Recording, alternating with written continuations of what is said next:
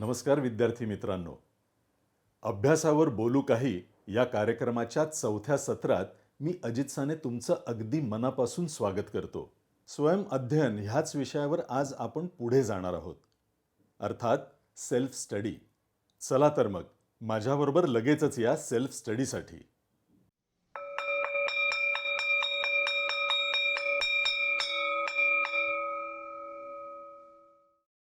मित्रांनो, स्वयंअध्ययन हा जो विषय आहे त्याचं एका वाक्यात आपण वर्णन केलं, स्वतः घरी करण्याचा अभ्यास. हा खूप महत्त्वाचा आहे हे आपण समजून घेतलं.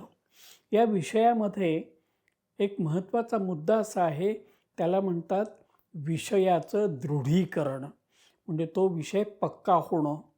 मित्रांनो, ज्या वेळेला वर्गामध्ये बाईंनी किंवा सरांनी एखादा विषय समजावून सांगितला तर घरी जाऊन त्याच दिवशी तो विषय समजून घेणं, पुन्हा वाचणं, त्याची नोट्स काढणं, त्याच्यावर विचार करणं, त्याच्याबद्दल शंका असल्या तर बाजूला काढून ठेवणं हे खूप महत्त्वाचं आहे.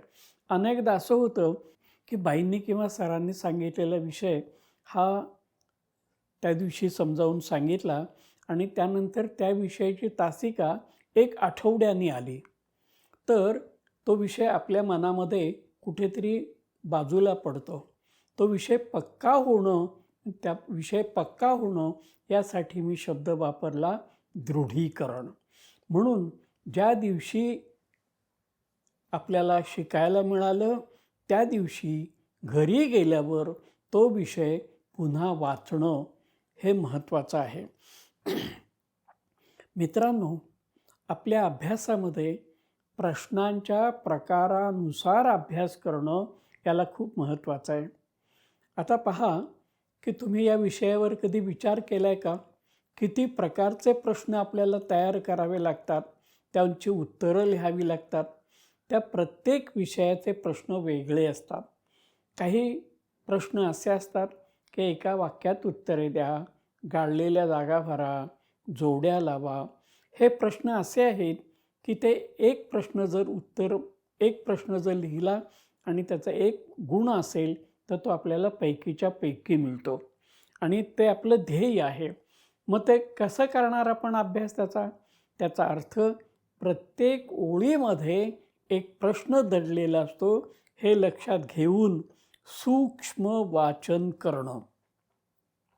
विषय कोणताही असो, मराठी, हिंदी, इंग्रजी, संस्कृत असा कोणताही विषय असो, ते नेमलेलं जे पाठ्यपुस्तक आहे त्याचं ओळ बारकाईनं वाचणं, त्याचा अर्थ समजून घेणं आणि ॲज अ होल तो विषय कसा आहे हे समजून घेणं.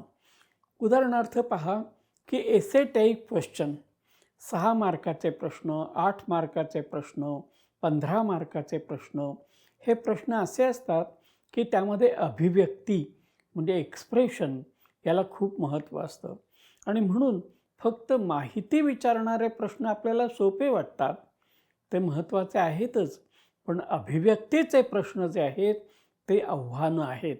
म्हणून निबंध कसा लिहावा, दीर्घोत्तरी प्रश्न कसे लिहावेत याचा आपण विचार करायला हवा आणि त्याचा सरावही करायला हवा. प्रत्येक विषयाची प्रश्नपत्रिका समजून घेताना त्याच्यामध्ये ऑब्जेक्टिव्ह टाईप ऑफ क्वेश्चन्स म्हणजे वस्तुनिष्ठ प्रश्न किती आहेत, किती मार्काचे आहेत, एसे टाईप क्वेश्चन्स किती आहेत, कोणत्या प्रकारचे आहेत हे आपल्याला समजून घ्यावं लागतं. मित्रांनो, काही प्रश्न असे असतात की त्यामध्ये आपल्याला आपलं मत सांगायचं असतं आणि हा प्रश्न इतका महत्त्वाचा असतो की त्याचं उत्तर त्या पाठामध्ये नसतं. तुमची जी विचार पद्धती आहे, तुम्ही कसा विचार करता याच्यावर ते तुमचं मत सांगणं आहे. आणि दुसरं की ते मत समजावून सांगणं. माझं अमुक एक मत आहे असं सांगणं आणि ते मत पटवून देणं या दोन गोष्टी वेगळ्या आहेत. उदाहरणार्थ आपल्याकडे असा एक प्रश्न येतो, एक कविता दिलेली असते. ही कविता बाहेरची असते म्हणजे पाठ्यपुस्तकातली नसते आणि त्यावर प्रश्नांची उत्तरं असतात. अशा वेळी ही बाहेरची कविता, बाहेरचा उतारा अतिशय मन लावून बारकाईनं वाचणं, त्याचा महत्त्वाचा मुद्दा शोधणं, त्यातील उपमुद्द्यांचा एकमेकांशी संबंध जोडणं आणि मग त्याबद्दल आपलं मत व्यक्त करणं आणि ते मत पटवून देणं हे महत्त्वाचं आहे.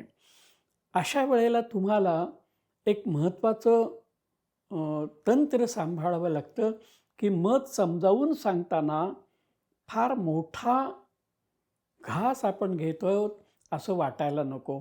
साध्या सोप्या भाषेमध्ये आपलं मत पटवून द्या आणि गुणानुसार लिहा. म्हणजे उदाहरणार्थ 2 मार्काचा किंवा 3 मार्काचा प्रश्न असेल तर त्यासाठी आपलं उत्तर हे 6 ते 8 ओळीमध्ये आपल्याला आटोपता आलं पाहिजे.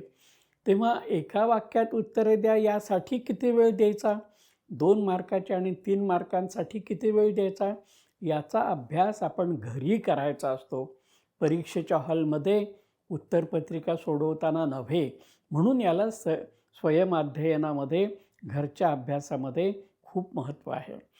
प्रश्नपत्रिकेच्याला प्रश्न प्रकारानुसार अभ्यास जसा आहे तसंच परीक्षांचे जे प्रकार आहेत त्यानुसार अभ्यास करणं हेही महत्त्वाचं आहे. उदाहरणार्थ काही चाचण्या असतात.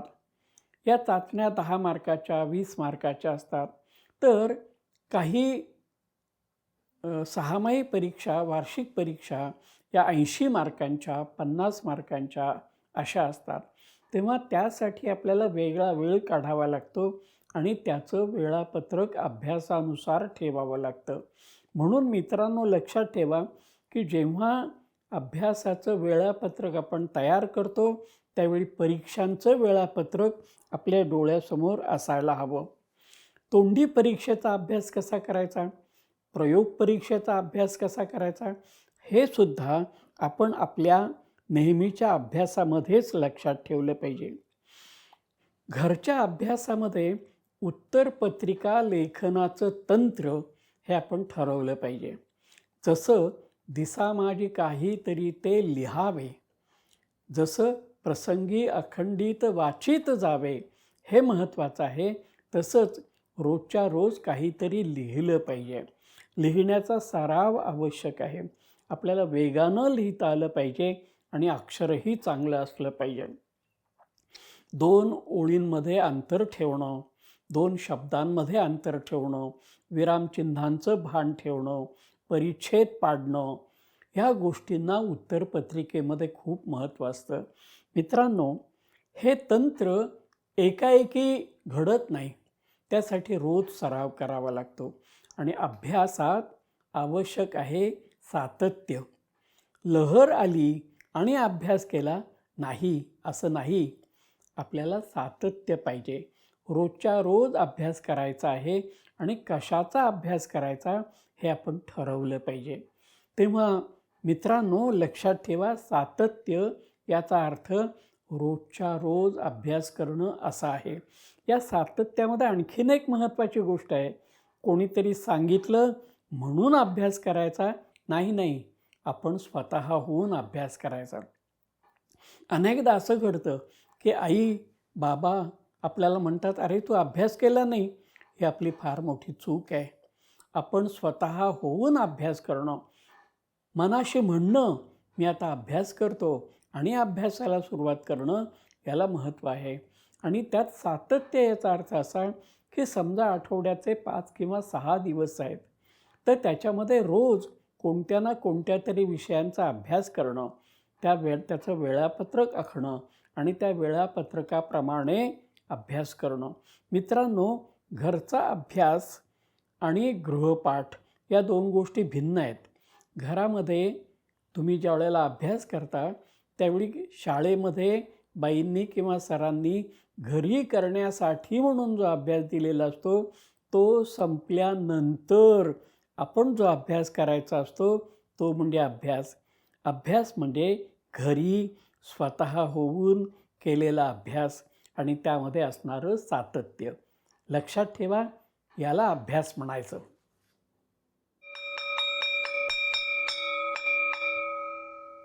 काय विद्यार्थी मित्रांनो, मिळतंय ना तुम्हाला उत्तम मार्गदर्शन सरांकडून?